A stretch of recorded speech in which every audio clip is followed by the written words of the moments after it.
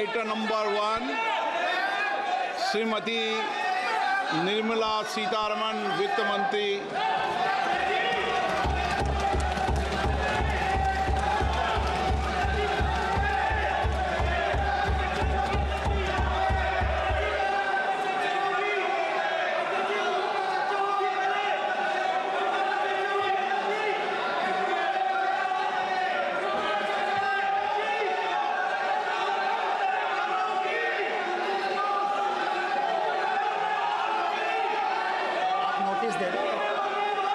सदस्यगण, budget के बाद राज्यपाल अभिभाषण में आपको पर्याप्त अवसर दूंगा। मेरा आपसे निवेदन है, नहीं माननीय अखिलेश जी, आपने संसद की मर्यादा को आप बना के रखें।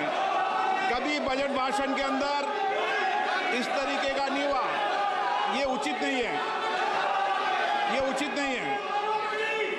अखिलेश जी प्लीज, मैं आपको मौका दूंगा राज्यपाल अभिभाषण पे, प्लीज। नो, ये तरीका ठीक नहीं है। No,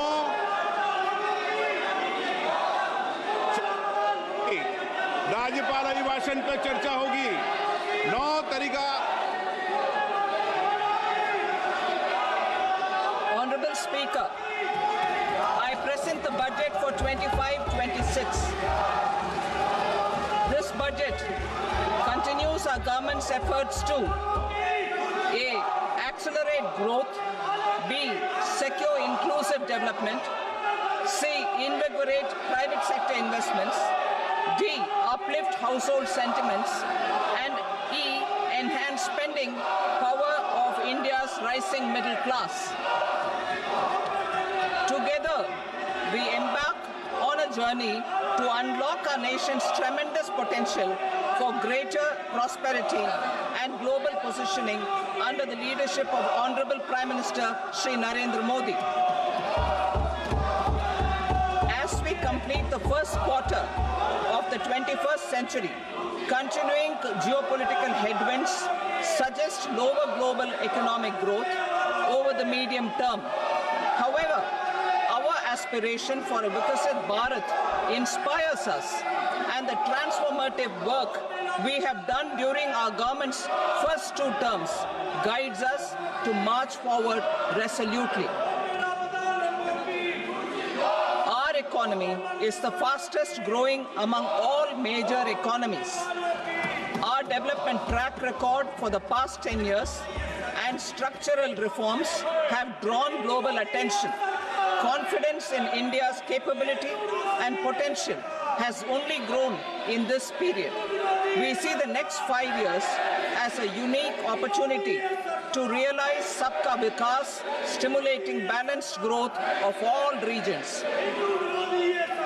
The great Telugu poet and playwright Gurujada Apparao had said, "Deshamante matti kadoy, deshamante manushuloy," meaning a country is not just its soil, a country is its people. In line with this, for us, Vikasit Bharat encompasses zero poverty, 100% quality good school education, access to high quality, affordable and comprehensive health care, 100% skilled labor with meaningful employment, 70% women in economic activities, and farmers making our country the food basket of the world.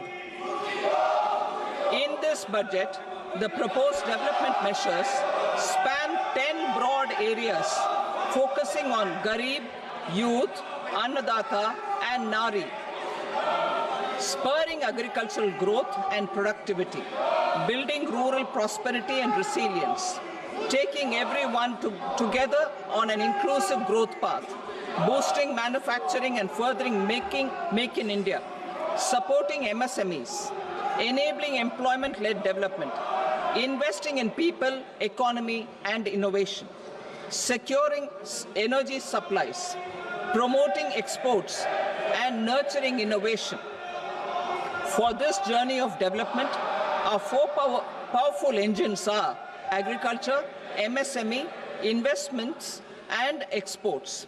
The fuel, our reforms, our guiding spirit, inclusivity, and the destination, Vikasit Bharat.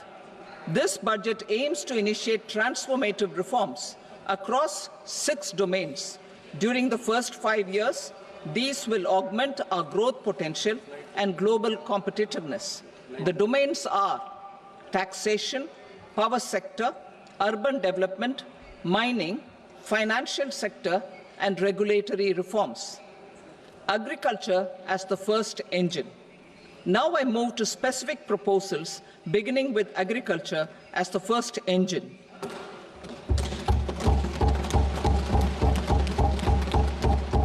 Prime Minister Dhan Dhanya Krishi Yojana, Developing Agri-Districts Program.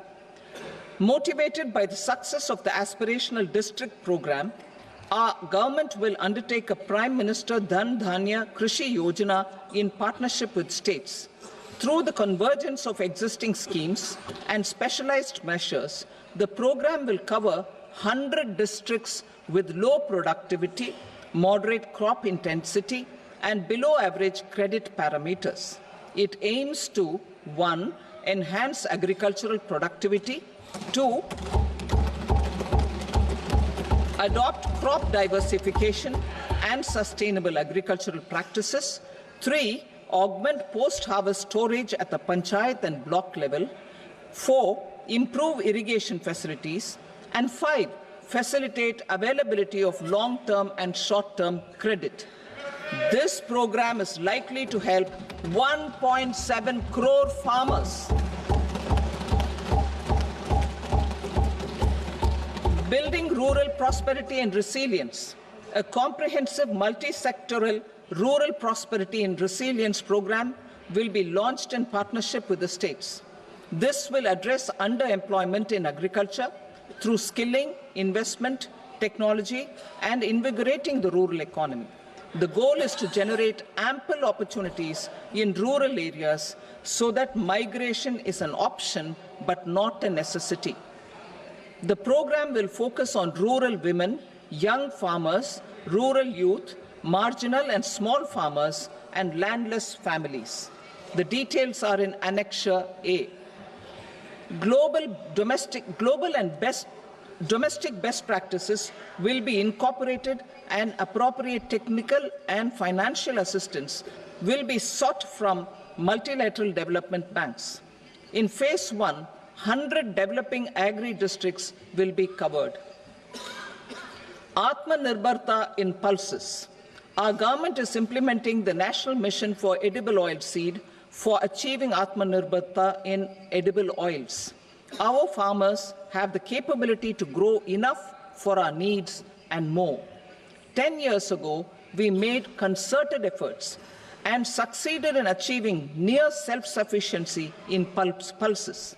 Farmers responded to the need by increasing the cultivated area by 50%, and government arranged for procurement and remunerative prices. Since then, with rising incomes and better affordability, our consumption of pulses has increased significantly. Our government will now launch a 6-year mission for Atmanirbharta in pulses with a special focus on Tuar, Urad, and Masoor. Details are in Annexure B. Central agencies such as NAFED and NCCF will be ready to procure these 3 pulses as much as offered during the next 4 years from farmers who register with these agencies and enter into agreements. Comprehensive program for vegetables and fruits. It is encouraging that our people are increasingly becoming aware of their nutritional needs. It is a sign of a society becoming healthier. With rising income levels, the consumption of vegetables, fruits, and Shri Anna is increasing significantly. A comprehensive program to promote production, efficient supplies, processing, and remunerative prices for farmers will be launched in partnership with the states. Appropriate institutional mechanisms for implementation and participation of farmer producer organizations and cooperatives will be set up. Makhana Board in Bihar. For this, there is a special opportunity for the people of Bihar. A Makhana Board will be established in the state to improve production, processing, value addition, and marketing of makhana. The people engaged in these activities will be organized into FPOs. The board will provide hand-holding and training support to makhana farmers and will also work to ensure they receive the benefits of all relevant government schemes. A national mission on high-yielding seeds will be launched, aimed at 1.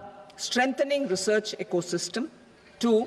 Targeted development and propagation of seeds with high yield, pest resistance, and climate resilience, and 3. Commercial availability of more than 100 seed varieties released since July 2024.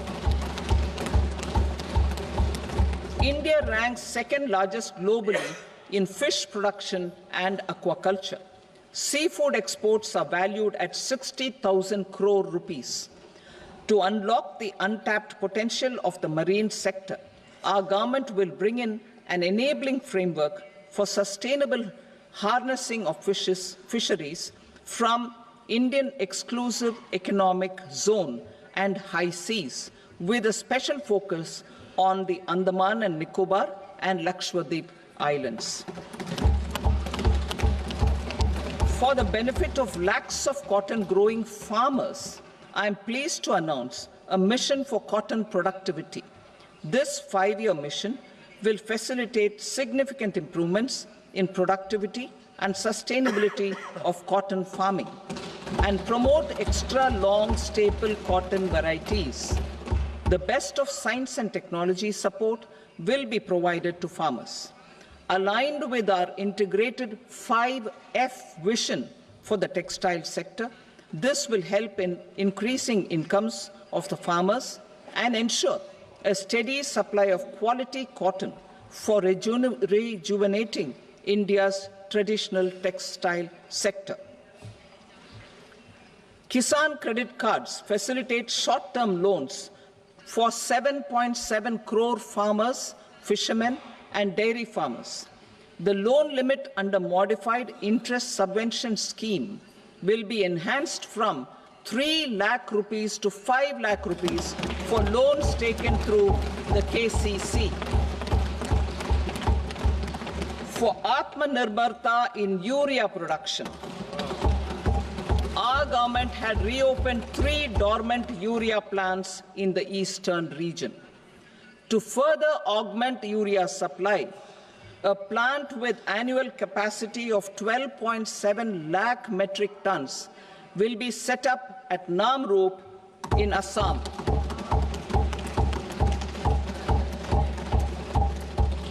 India Post, with 1.5 lakh rural post offices, complemented by the India Post Payment Bank and a vast network of 2.4 lakh Dak Sevaks, will be repositioned to act as a catalyst for the rural economy.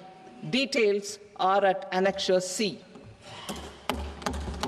India Post will also be transformed as a large public logistics organization. This will meet the rising needs of Vishwakarmas, new entrepreneurs, women, self-help groups, MSMEs, and the large business organizations. Our government will provide support to NCDC for its lending operations for the cooperative sector.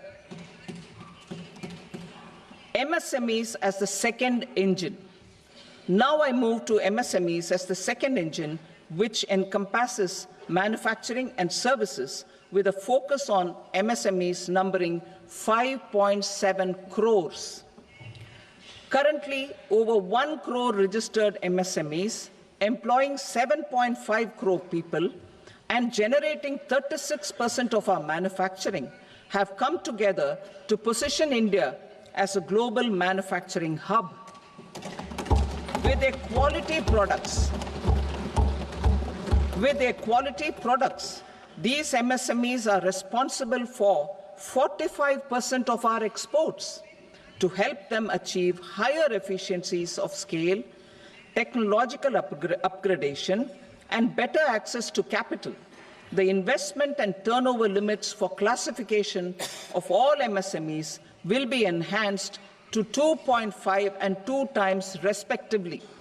This will give them the confidence to grow and generate employment for our youth. The details are given in Annexure D. To improve access to credit, the credit guarantee cover will be enhanced.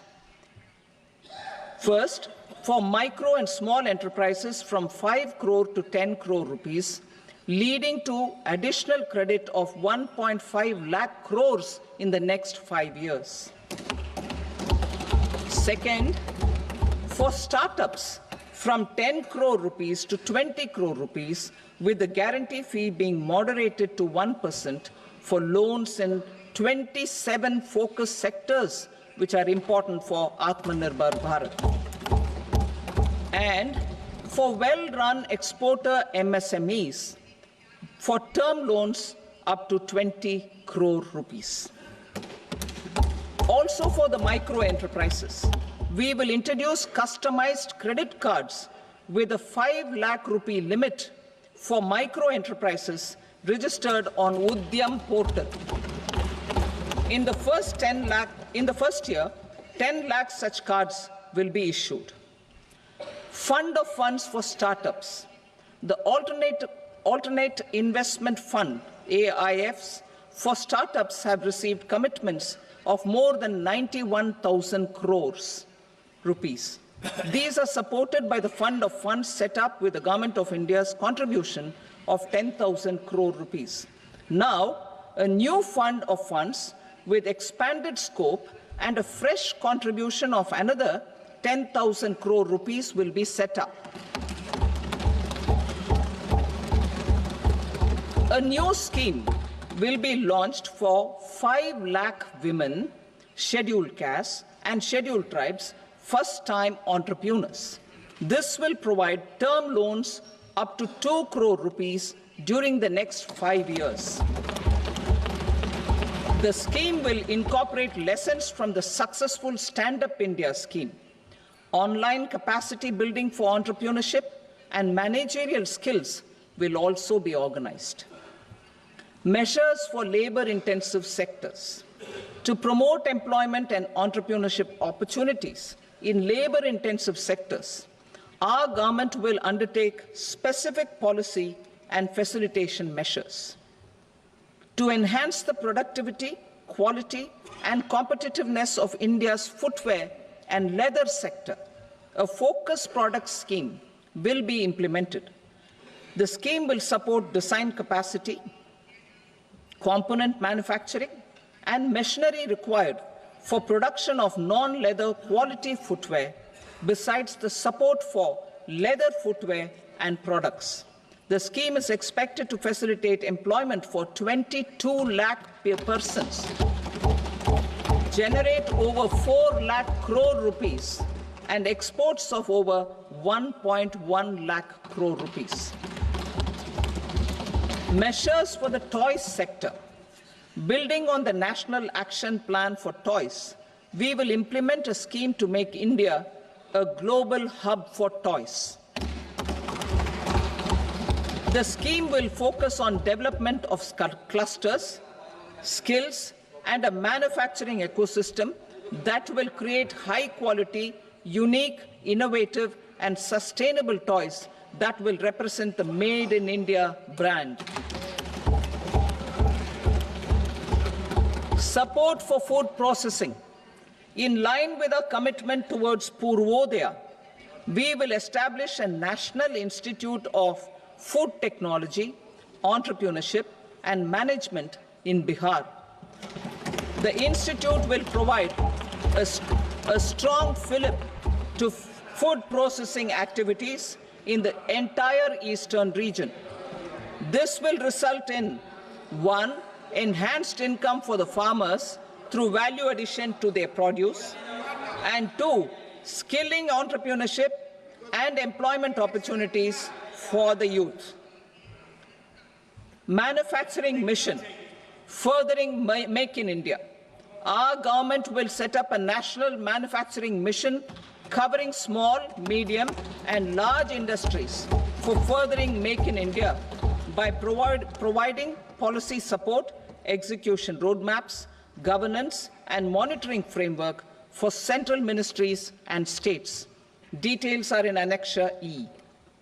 Given our commitment to climate-friendly development, the mission will also support clean tech manufacturing.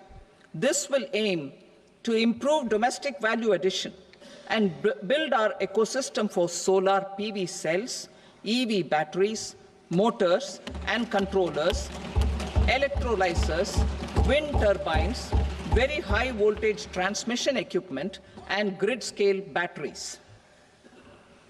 Investment as the third engine.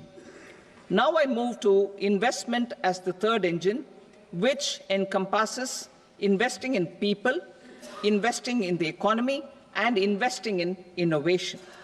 Investing in people. Saksham Anganwadi and Poshan 2.0. Saksham Anganwadi and Poshan 2.0 program provides nutritional support to more than 8 crore children, 1 crore pregnant women and lactating mothers all over the country, and about 20 lakh adolescent girls in aspirational districts and the Northeast region. The cost norms for these nutritional support will be enhanced appropriately. Atal Tinkering Labs. 50,000 Atal Tinkering Labs will be set up in government schools in the next 5 years to cultivate the spirit of curiosity and innovation and foster a scientific temper among young minds. Broadband connectivity to government secondary schools and PHCs. Broadband connectivity will be provided to all government secondary schools and primary health centers in rural areas under the BharatNet project. Bharatiya Bhasha Pustak Scheme. We propose to implement a Bharatiya Bhasha Pustak scheme to provide digital form Indian language books for schools and for higher education. This aims to help students understand their subjects better and in their language. National Centers of Excellence for Skilling. Building on the initiative announced in the July 24 budget, 5 national centers of excellence for skilling will be set up with global expertise and partnerships to equip our youth with the skills required for Make for India, Make for the World manufacturing.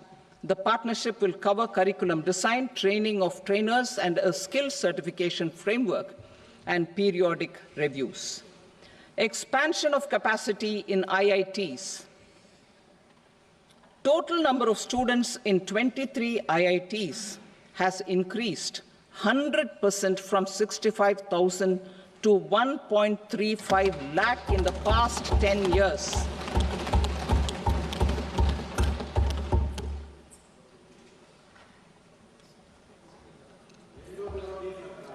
Additional infrastructure will be created in the 5 IITs started after 2014 to facilitate education for 6,500 more students. Hostel and other infrastructure capacity at IIT Patna will also be expanded.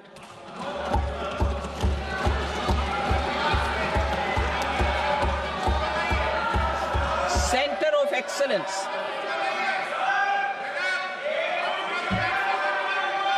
Center of Excellence in AI for Education. I had announced 3 centers of excellence in artificial intelligence for agriculture, health, and sustainable cities in 2023. Now a center of excellence in artificial intelligence for education will be set up with a total outlay of 500 crores. Expansion of medical education. Our government has added almost 1.1 lakh undergraduate and postgraduate medical education seats in 10 years, an increase of 130%. In the next year, 10,000 additional seats will be added in medical colleges and hospitals towards the goal of adding 75,000 seats in the next 5 years. Daycare cancer centers in all district hospitals. Our government will facilitate setting up of daycare cancer centers in all district hospitals in the next 3 years. 200 centers will be established in 25-26 itself.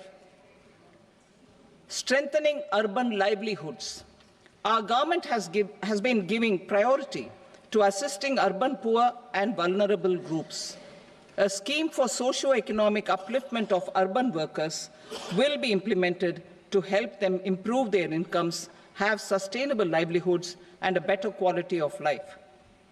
PM Swanidhi scheme has benefited more than 68 lakh street vendors, giving them respite from high-interest informal sector loans. Building on this success, the scheme will be revamped with enhanced loans from banks, UPI-linked credit cards with 30,000 rupees limit, and capacity building support. Social Security Scheme for welfare of online platform workers. Gig workers of online platforms provide great dynamism to the new age services economy. Recognizing their contribution, our government will arrange for their identity cards and registration on the e-Shram portal. They will be provided health care under PM Jan Arogya Yojana. This measure is likely to assist nearly 1 crore gig workers.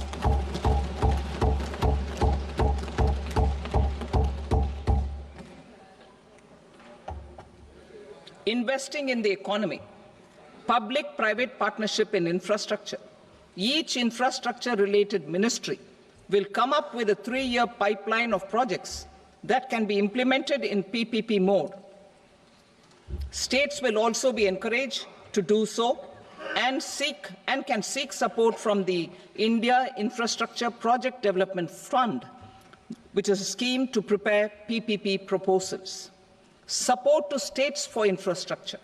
An outlay of 1.5 lakh crore is proposed for the 50-year interest-free loans to states for capital expenditure and incentives for reforms. Building on the success of the first asset monetization plan announced in 2021, the second plan for 2025 to 30 will be launched to plow back capital of 10 lakh crore in new projects. Regulatory and fiscal measures will be fine-tuned to support the plan. Jal Jeevan Mission. Since 2019, 15 crore households representing 80% of India's rural population have been provided access to portable tap water connections. To achieve 100% coverage, I am pleased to announce the extension of this mission until 2028 with an enhanced total outlay. The mission's focus will be on the quality of infrastructure and O&M of rural piped water supply schemes through Jan Bhagidari. A separate MOU or separate MOUs will be signed with the states and union territories to ensure sustainability and citizen-centric water services delivery. Urban sector reforms. Building on the July budget proposals, urban sector reforms related to governance, municipal services, urban land and planning will be incentivized. Urban Challenge Fund. The government will set up an Urban Challenge Fund of 1 lakh crore rupees to implement the proposals for cities as growth hubs, creative redevelopment of cities, and for water and sanitation purposes announced in the July budget. This fund will finance up to 25% of the cost of bankable projects, with a stipulation that at least 50% of the cost is funded from bonds, bank loans, and PPPs. An allocation of 10,000 crore is proposed in 2025-26. Power sector reforms. We will incentivize electricity distribution reforms and augmentation of intra-state transmission capacity by states. This will improve financial health and capacity of electricity companies. Additional borrowing of 0.5% of GSDP will be allowed to states contingent on these reforms. Nuclear energy mission for Vikasit Bharat. Development of at least 100 gigawatt of nuclear energy by 2047 is essential for our energy transition efforts. For an active partnership with the private sector towards this goal, amendments to the Atomic Energy Act and the Civil Liability for Nuclear Damage Act will be taken up. A nuclear energy mission for research and development of small modular reactors with an outlay of 20,000 crore will be set up. At least 5 indigenously developed small modular reactors will be operationalized by 2033. Shipbuilding.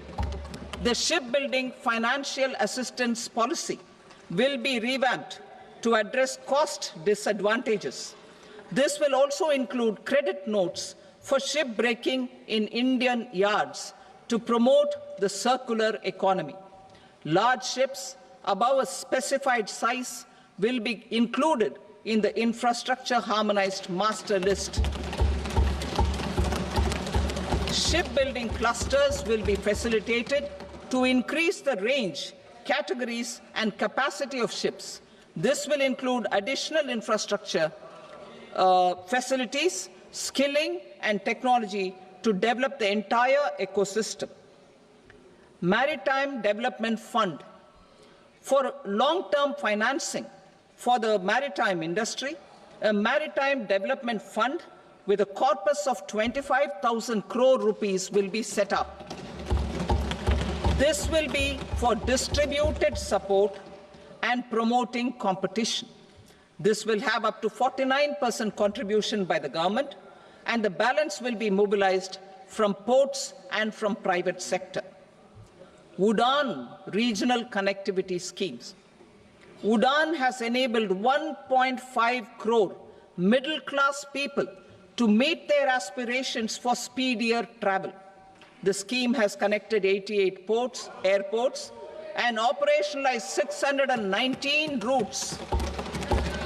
Inspired by that success, a modified UDAN scheme will be launched to enhance regional connectivity to 120 new destinations and carry 4 crore passengers in the next 10 years.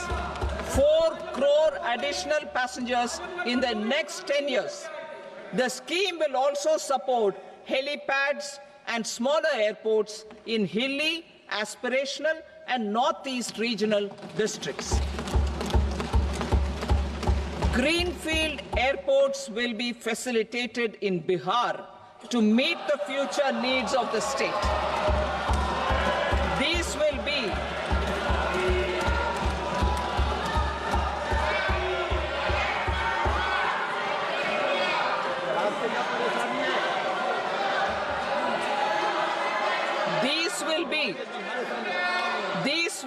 in addition to the expansion of the capacity of Patna Airport and a brownfield airport in Beta.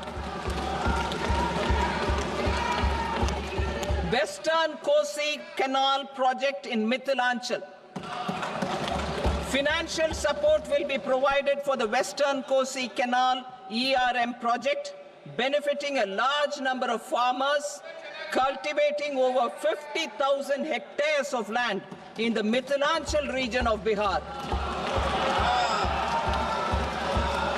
Mining sector reforms, including those for minor minerals, will be encouraged through sharing of best practices and institutions of a state mining index. A policy for recovery of critical minerals from tailings will be brought out. Under the special window for affordable and mid-income housing, SWAMI, 50,000 dwelling units in stressed housing projects have been completed and keys handed over to home buyers. Another 40,000 units will be completed in 2025, further helping middle-class families who were paying EMIs on loans taken for apartments while also paying rent for their current dwellings. Building on this success, SWAMI Fund 2 will be established as a blended finance facility with contribution from the government, banks, and private investors.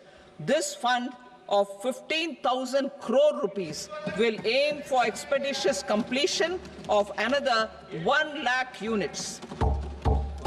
PM Gati Shakti data for private sector. For furthering PPPs and assisting the private sector in project planning, access to relevant data and maps from the PM Gati Shakti portal will be provided. Tourism for employment-led growth. Top 50 tourist destination sites in the country will be developed in partnership with states through a challenge mode. Land for building key infrastructure will have to be provided by the states. Hotels in these destinations will be included in the infrastructure harmonized list. The following measures will be taken for facilitating employment-led growth. Organizing intensive skill development programs for our youth, including in institutes of hospitality management. Providing mudra loans for homestays. Improving ease of travel and connectivity to tourist destinations. Providing performance-linked incentives to states for effective destination management, including tourist amenities, cleanliness, and marketing efforts, and introducing streamlined e-visa facilities along with visa fee waivers for certain tourist groups. Continuing with the emphasis on places of spiritual and religious significance in the July budget, there will be a special focus on destinations related to the life and times of Lord Buddha. Medical tourism and heal in India. Medical tourism and heal in India will be promoted in partnership with the private sector, along with capacity building and easier visa norms. Investing in innovation.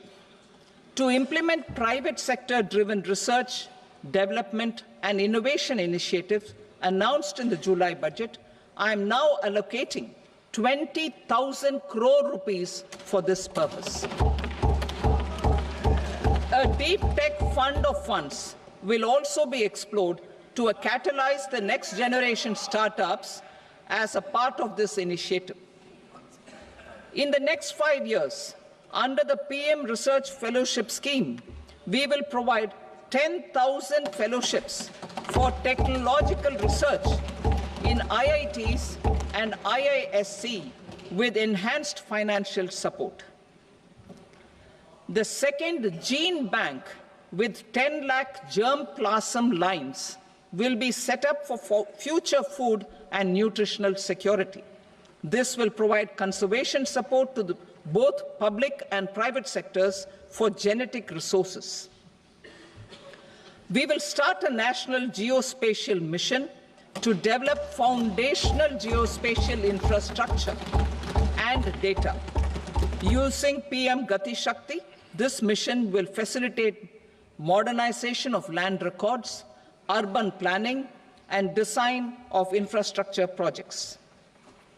A Gyan Bharatam mission for survey, documentation, and conservation of our manuscript heritage with academic institutions, museums, libraries, and private collectors will be undertaken to cover more than 1 crore manuscripts.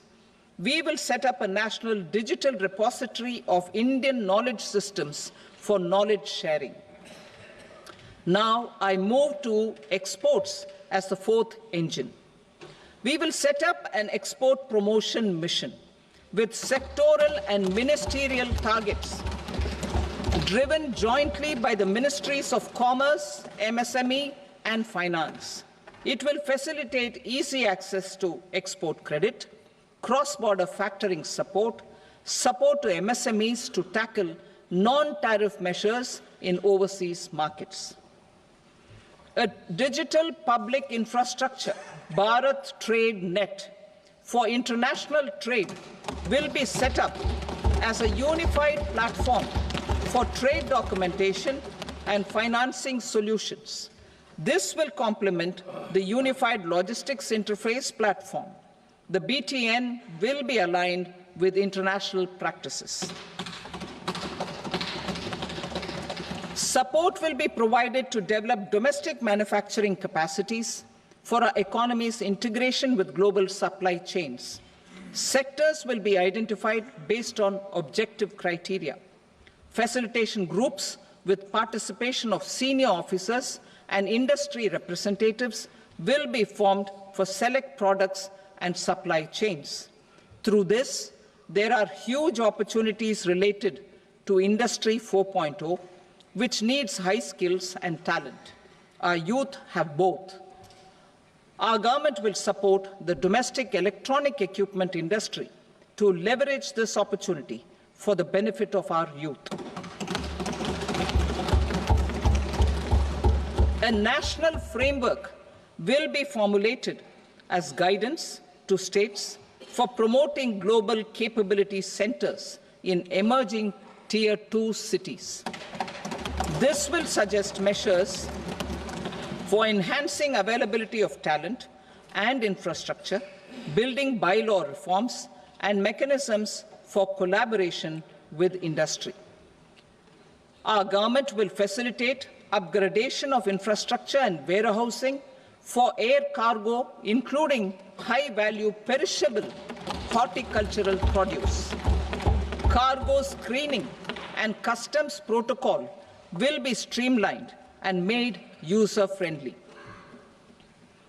Reforms as the fuel. Over the past 10 years, our government has implemented several reforms for convenience of taxpayers, such as faceless assessment, 2, taxpayer charter, 3, faster returns, 4, almost 99% returns being on self-assessment, and 5, Vivad Se Vishwas scheme.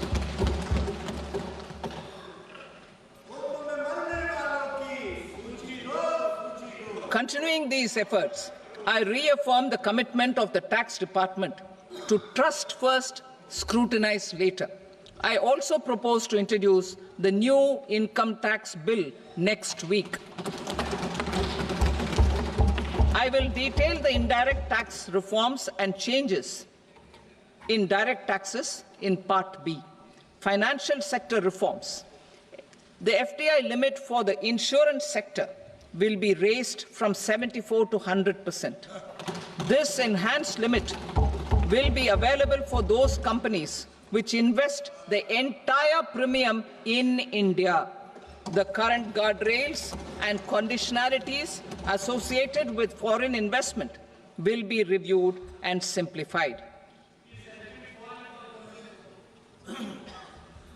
The services of India Post Payment Bank will be deepened and expanded in rural areas. NABFID will set up a partial credit enhancement facility for corporate bonds for infrastructure. Public sector banks will develop Grameen Credit Score framework to serve the credit needs of SHG members and people in rural areas. A forum for regulatory coordination and development of pension products will be set up. To implement the earlier announcement on simplifying the KYC processes, the revamped Central KYC Registry will be rolled out in 2025. We will also implement a streamlined system for periodic updating. Requirements and procedures for speedy approval of company mergers will be rationalized. The scope for fast-track mergers will also be widened and the process made simpler.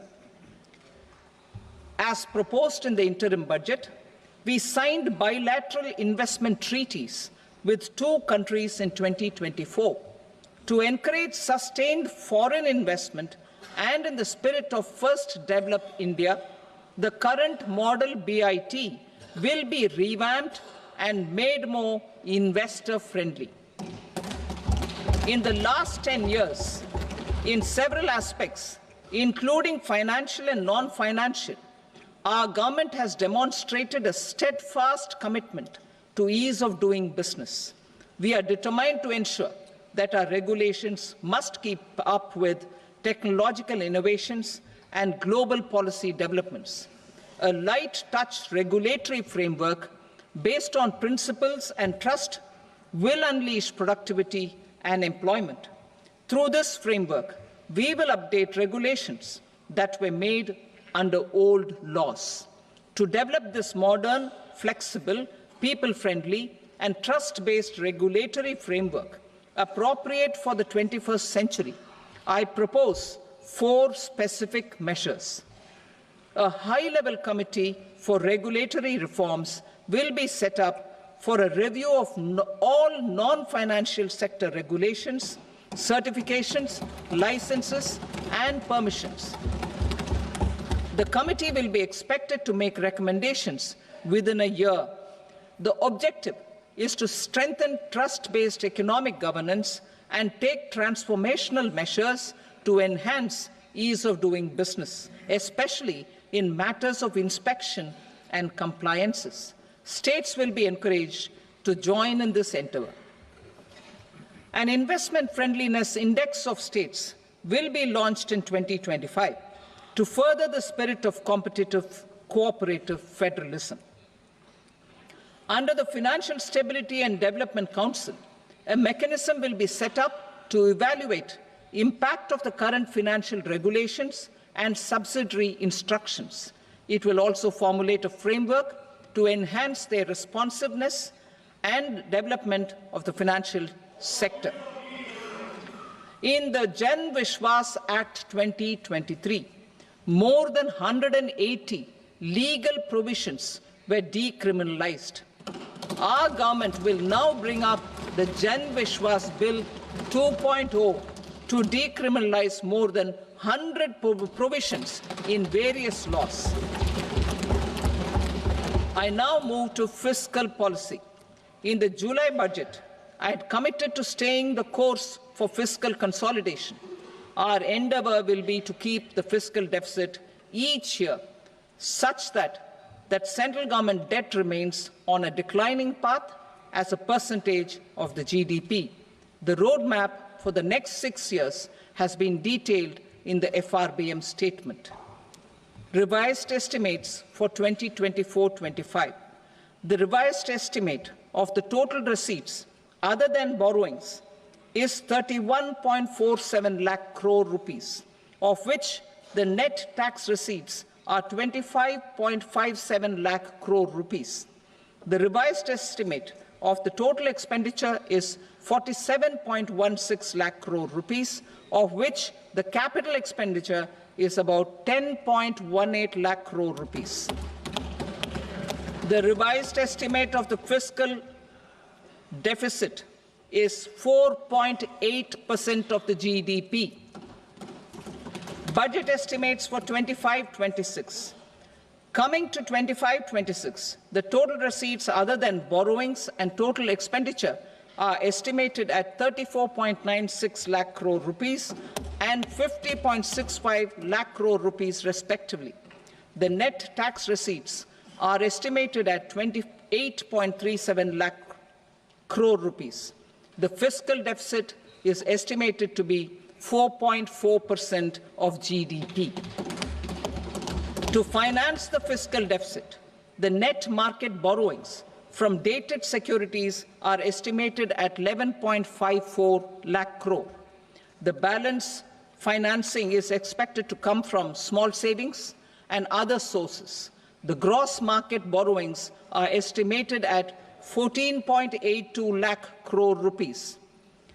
I will now move to Part B. Indirect taxes. My proposals relating to customs aim to rationalize tariff structure and address duty inversion. These will also support domestic manufacturing and value addition, promote exports, facilitate trade, and provide relief to common people. Rationalization of customs tariff structure for industrial goods. As a part of comprehensive review of customs rate structure announced in July 2024 budget, I propose to 1. Remove 7 tariff rates. This is over and above the 7 tariff rates removed in 23-24 budget. After this, there will be only 8 remaining tariff rates, including 0 rate. 2. Apply appropriate cess to broadly maintain effective duty incidence, except on a few items where such incidence will reduce marginally. 3. Levy not more than 1 cess or surcharge. Therefore, I propose to exempt social welfare surcharge on 82 tariff lines that are subject to a cess. I shall now take up sector-specific proposals. To provide relief to patients, particularly those suffering from cancer, rare diseases, and other severe chronic diseases, I propose to add 36 life-saving drugs and medicines to the list of medicines fully exempted from basic custom duty.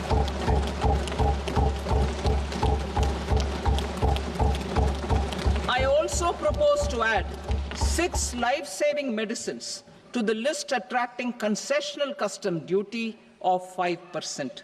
Full exemption and concessional duty will also respectively apply on the bulk drugs for manufacture of the above. Specified drugs and medicines under patient assistance programs run by the pharmaceutical companies are fully exempt from BCD, provided the medicines are supplied free of cost to the patients. I propose to add 37 more medicines along with 13 new patient assistance programs. Support to domestic manufacturing and value addition. Critical minerals.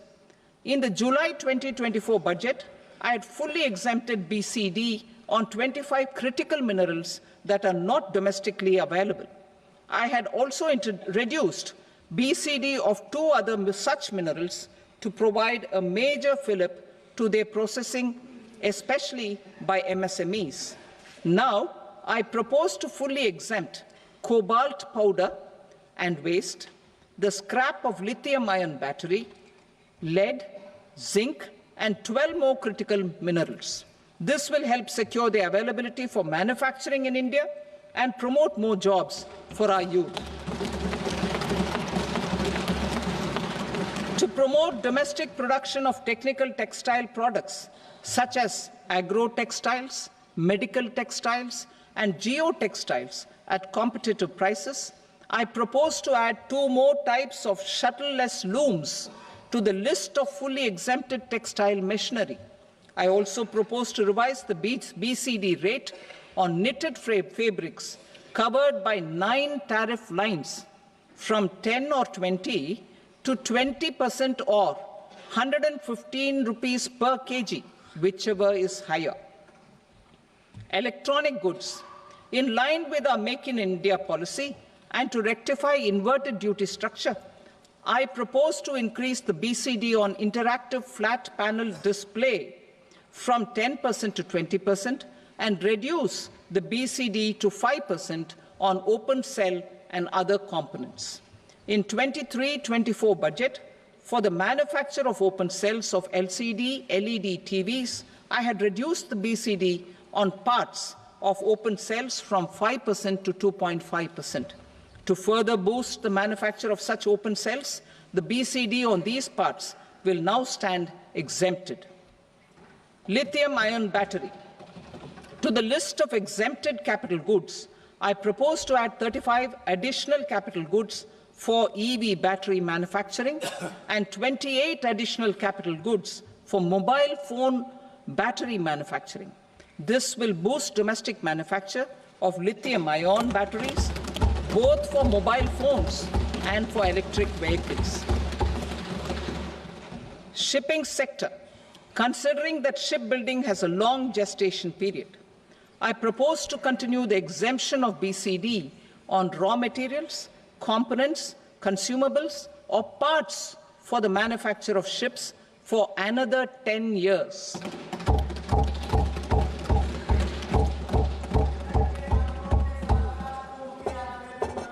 I also propose the same dispensation for shipbreaking to make it more competitive. Telecommunication.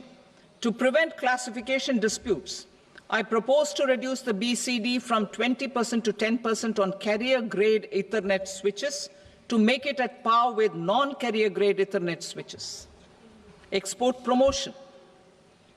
To facilitate exports of handicrafts, I propose to extend the time period for export from 6 months to 1 year, further extendable by another 3 months if required. I also propose to add 9 items to the list of duty-free inputs. Leather sector. I propose to fully exempt BCD on wet blue leather to facilitate imports for domestic value addition and employment. I also propose to exempt crust leather from 20% export duty to facilitate exports by small tanners. Marine products. To enhance India's competitiveness in the global seafood market, I propose to reduce BCD from 30% to 5% on frozen fish paste, surimi, for manufacture and export of its analog products. I also propose to reduce BCD from 15% to 5% on fish hydrolysates for manufacture of fish and shrimp feed. In July 2024 budget, to promote development of domestic MROs for aircraft and ships, I had extended the time limit for export of foreign origin goods that were imported for repairs from 6 months to 1 year and further extendable by 1 year. I now propose to extend the same dispensation for railway goods. Time limit for provisional assessment. Presently, the Customs Act 1962 does not provide any time limit to finalize provisional assessments, leading to uncertainty and cost to trade. As a measure of promoting ease of doing business, I propose to fix a time limit of 2 years, extendable by a year, for finalizing the provisional assessment. I propose to introduce a new provision that will enable importers or exporters, after clearance of goods, to voluntarily declare material facts and pay duty with interest but without penalty. This will incentivize voluntary compliance. However, this will not apply in cases where department has already initiated audit or investigation proceedings. For industry to better plan their imports, I propose to extend the time limit for the end use of imported inputs in the relevant rules from 6 months to 1 year. This will provide operational flexibility in view of cost and uncertainty of supply. Further, such importers will now have to file only quarterly statements instead of a monthly statement.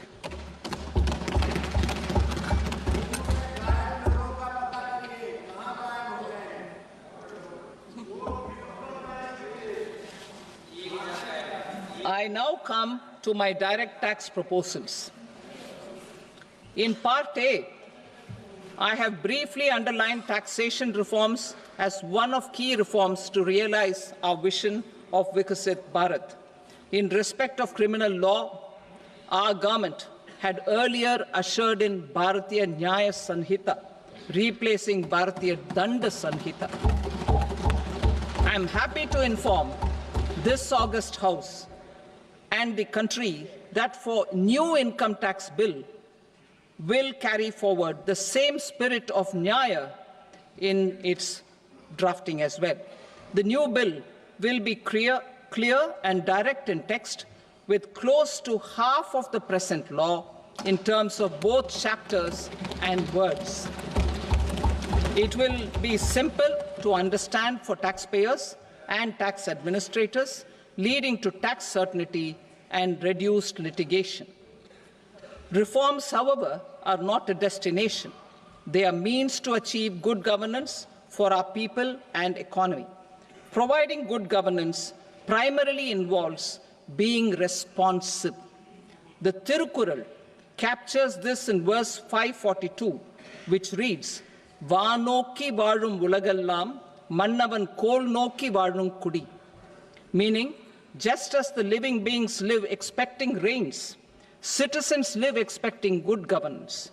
Our government is committed to keeping an ear to the ground and a finger on the pulse and responding while balancing our national building efforts.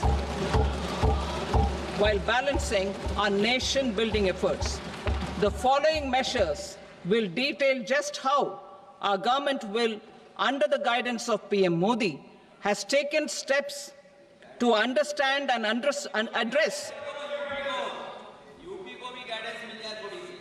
I repeat that sentence, sir.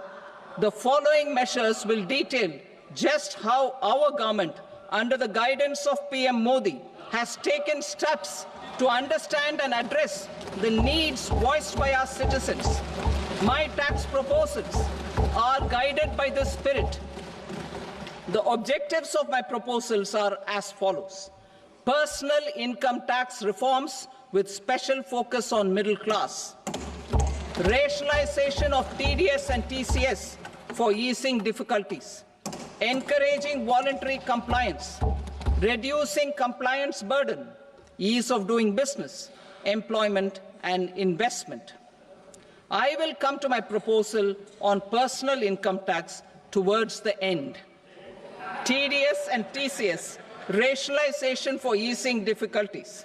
I propose to rationalize tax deduction at source, TDS, by reducing the number of rates and thresholds above which TDS is deducted. Further, threshold amounts for tax deduction will be increased for better clarity and uniformity. The limit for tax deduction on interest for senior citizens is being doubled from the present 50,000 rupees to 1 lakh rupees. Similarly, the annual limit of 2.40 lakh rupees for TDS on rent is being increased to 6 lakh rupees. This will reduce the number of transactions liable to TDS, thus benefiting small taxpayers receiving small payments. The threshold to collect tax at source, the TCS, on remittances under RBI's liberalized remittance scheme, the LRS, is proposed to be increased from 7 lakh to 10 lakhs. I also propose to remove TCS on remittances for education purposes, where such remittances is out of a loan taken from a specified financial institution. Both TDS and TCS are being applied on any transaction related to sale of goods. To prevent such compliance difficulties, I propose to omit the TCS. I also propose that the provisions of the higher TDS deduction will now apply only in non-PAN cases. In July 2024, the delay for payment of TDS up to the due date of filing statement was decriminalized. I propose to provide the same relaxation to TCS provisions as well. The government under the leadership of Prime Minister Modi believes in Sabka Saath, Sabka Vikas, Sabka Vishwas and Sabka Prayas. In line with this, we brought in updated return facility in 2022 for voluntary compliance by taxpayers who had omitted to report their correct income. Our trust in taxpayers was proved right.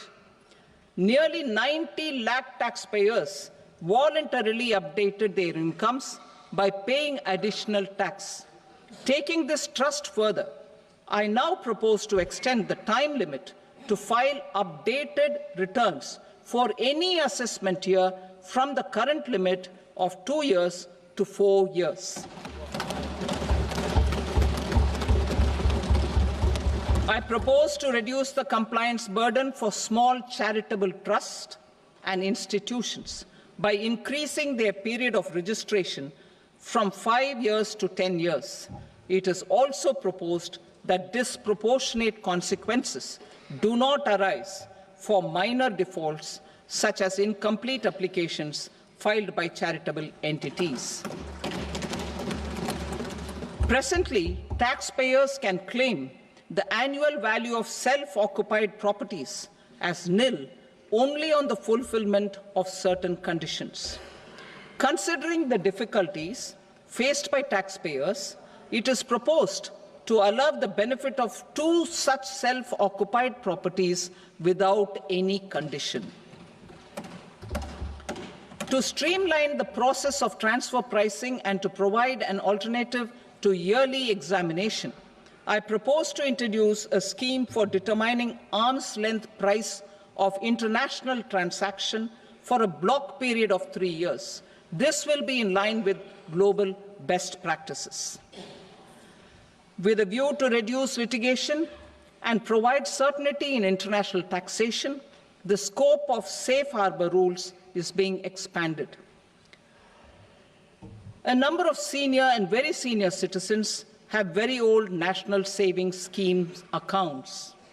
As interest is no longer payable on such accounts, I propose to exempt withdrawals made from NSS by individuals on or after 29th August 2024.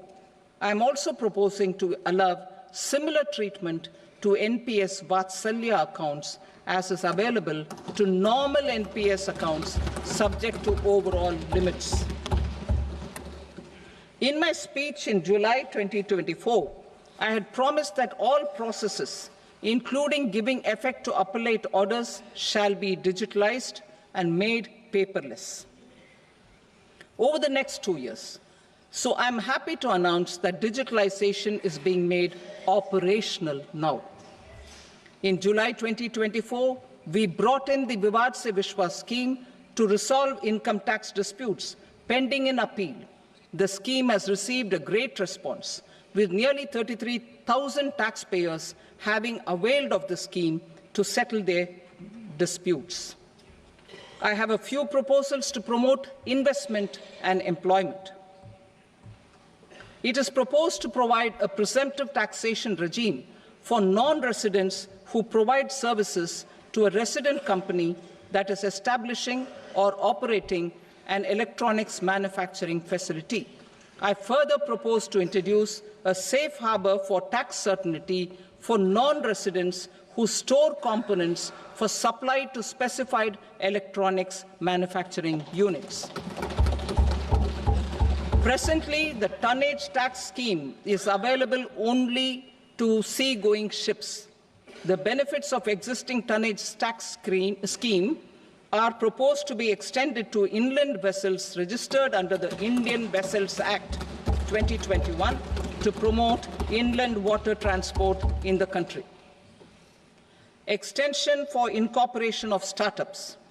We continue to support the Indian startup ecosystem.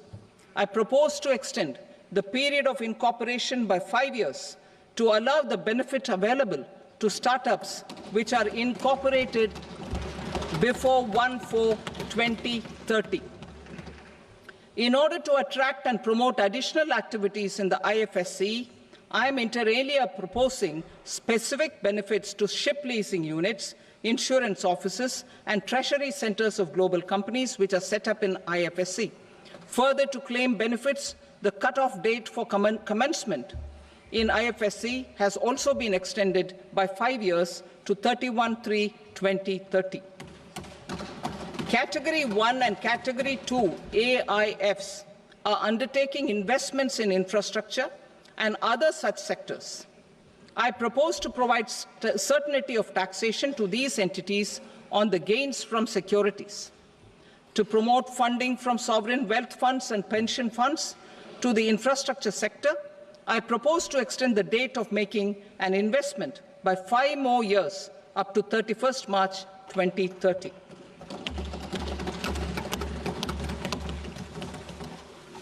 Personal income tax reforms with special focus on middle class.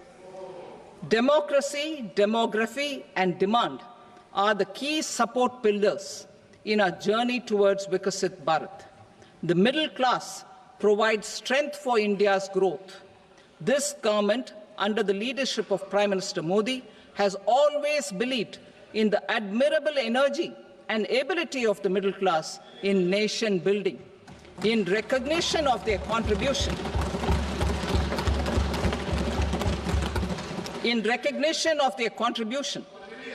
we have periodically reduced their tax burden.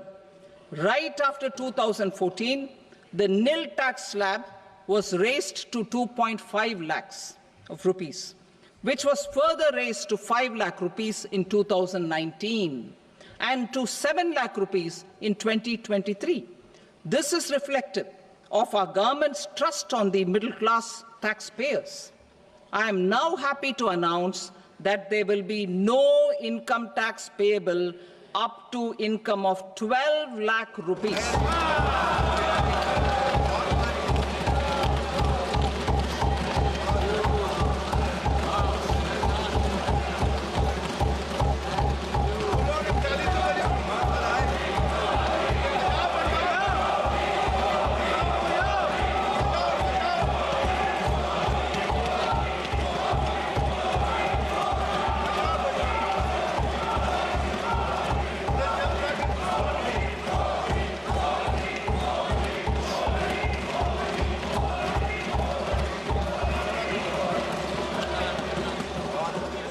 So, average income of 1 lakh per month, other than the special rate income such as capital gains, under the new regime. This limit will be 12.75 lakh for salaried taxpayers due to the standard deduction of 75,000. Slabs and rates are being changed across the board to benefit all taxpayers. The new structure will substantially reduce the taxes of the middle class and leave more money in their hands, boosting household consumption, savings, and investment. In the new tax regime, I propose to revise tax rate structures as follows: 0 to 4 lakh rupees nil, 4.8 lakh rupees to 4 to 8 lakh rupees 5%, 8 to 12 lakh rupees 10%, 12 to 16 lakh rupees 15%, 16 to 20 lakh rupees 20%, 20 to 24 lakh rupees 25%, and above 24 lakh rupees 30%. To taxpayers up to 12 lakh of normal income, other than special rate income such as capital gains. I read that again. To taxpayers up to 12 lakh of income, other than special rate income such as capital gains, tax rebate is being provided in addition to the benefit due to slab rate reduction in such a manner that there is no tax payable by them. The total tax benefit of slab rate changes and rebate at different income levels can be illustrated with a few examples.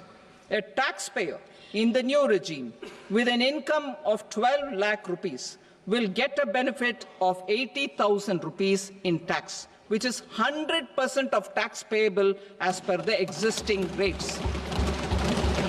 A person having income A person having income of 18 lakh rupees will get a benefit of 70,000 rupees in tax. That is 30% of tax payable as per existing rates. A person with an income of 25 lakh gets a benefit of 1,10,000 rupees, that is 25% of his tax payable as per existing rates. Details of my tax proposals are given in the annexure. As a result of these proposals, Honorable Speaker, sir, revenue of about 1 lakh crore in direct taxes and 2,600 crores in indirect taxes will be foregone. Mr. Speaker, sir, with this, I commend the budget to this august House.